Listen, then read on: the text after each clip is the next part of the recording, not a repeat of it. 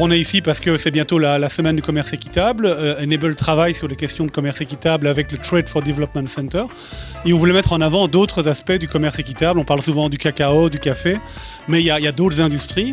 Et on veut mettre également l'accent sur le fait que c'est pas seulement le commerce dans les pays en voie de développement, mais également chez nous, ici en Europe. Et la question qu'on peut se poser, c'est est-ce que l'industrie textile est équitable aussi ici en Europe? On a ici des créateurs de mode belges, et donc on doit se poser la question, est-ce que les réglementations sont appropriées? Est-ce qu'on doit réglementer plus? J'entends parfois des amis qui disent oui, le commerce équitable, c'est un peu has-been. Dans certains milieux, c'est ce qui se dit. En fait, non, ça concerne tous les achats. Et ici, avec le textile, on veut montrer une industrie de mode qui concerne tout le monde et montrer qu'un monde différent est possible. Mais d'abord avec un débat, avec différentes idées. On avait des gens du secteur privé, des gens de la société civile, etc., qui peuvent, des spécialistes, qui peuvent montrer par des exemples concrets comment on peut améliorer les choses. Et alors un défilé, c'est peut-être plus festif, mais ça rend les choses beaucoup plus concrètes. Et alors ce défilé qui inclut des professionnels, des non-professionnels et des migrants, et des gens comme moi-même, je dirais, voilà, ça permet de montrer que la mode, c'est pour tout le monde, d'être inclusif. Wij willen daar een radicale, ik ga niet zeggen strijd van maken, maar wel echt een radicale shift zien. En wij zijn eigenlijk 10 jaar geleden ongeveer begonnen, na de ramp in Rana Plaza. En ja, ieder jaar worden wij groter en groter en komen er ook steeds meer campagnes. De meeste mensen kennen Who Made My Clothes campagne tijdens Fashion Revolution Week, waar wij eigenlijk mensen vragen om een blouse of een trui, een kledingstuk binnenstebuiten te draaien met het etiket en dan op sociale media te posten met een foto van zichzelf, het merk te taggen en dan te vragen Who Made My Clothes, om eigenlijk op de industrie een beetje in te spelen van kunnen jullie wat meer transparant zijn, want wij weten eigenlijk niet waar onze kleding vandaan komt. Wij zijn eigenlijk ook steeds meer op beleidsniveau bezig. We waren al van het begin bezig met lobbyen, maar wij merken dat we steeds meer lobbywerk verrichten en er zijn al campagnes geweest. Bijvoorbeeld in de UK hadden wij een soort van win, omdat de Modern Slave Act daar is aangepast en die zijn eigenlijk, in de UK zijn ze ingegaan op onze meeste eisen. En we zijn ook gaan lobbyen voor bepaalde eisen binnen de textielstrategie.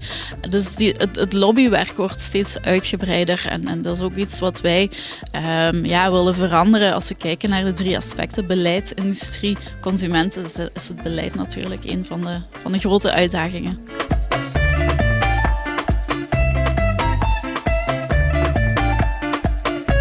Stanestella est une jeune société qui a 10 ans d'âge et qui, dès le départ, s'est positionnée sur différents aspects qui concernent l'environnement et l'aspect social aussi. Au niveau social, nous avons collaboré dès le départ de notre vie chez Stanestella avec Fairwear Foundation, qui aide à développer en fait un certain nombre de pratiques, de bonnes pratiques concernant les working conditions dans les entreprises ou dans les usines de production chez nos fournisseurs. Les rémunérations des travailleurs, on appelle ça les living wage, c'est-à-dire qu'au Bangladesh, le minimum wage, c'est-à-dire ce que touchent les travailleurs des usines, est plus ou moins la moitié du living wage.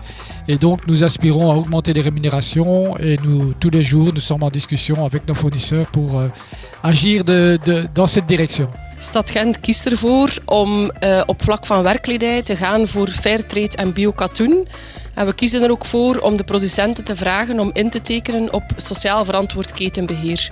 Dus die 2 sporen zijn voor ons heel belangrijk voor duurzame kledij. Op vlak van werkkledij hebben we ervoor gekozen om die opdracht zo in de markt te zetten. Dus voor de werkschoenen, de werkbroeken van ons stadspersoneel hebben een producent gevonden die zich bereid verklaarde om mee te gaan in sociaal verantwoord ketenbeheer. En de kledij die hij produceert is ook van bio- en fairtrade katoen.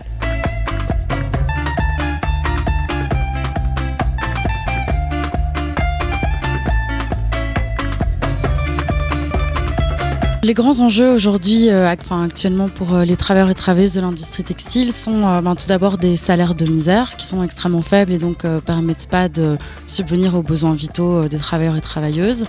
Les enjeux de santé et de sécurité dus à la vétusté parfois des bâtiments et aux conditions de travail très dures et les atteintes constantes à la liberté syndicale et à la liberté d'association. Alors depuis l'effondrement du Rana Plaza qui a évidemment créé un choc sur les conditions de travail des travailleurs-travailleuses, il y a eu certaines avancées, notamment en termes de sécurité des bâtiments, parce qu'un accord contraignant a été signé entre les enseignes qui se fournissent au Bangladesh, les syndicats internationaux et les syndicats locaux, qui ont permis du coup de remédier à toute une série de problèmes qui étaient endémiques au Bangladesh sur la sécurité des bâtiments. Après, sur les conditions de travail en elles-mêmes, il y a encore énormément de travail qui reste à faire, notamment parce que les fournisseurs et les États producteurs restent soumis à une concurrence extrêmement forte, à une pression très très forte sur des prix toujours plus bas, ce qui se répercute sur les conditions de travail des travailleurs et travailleuses.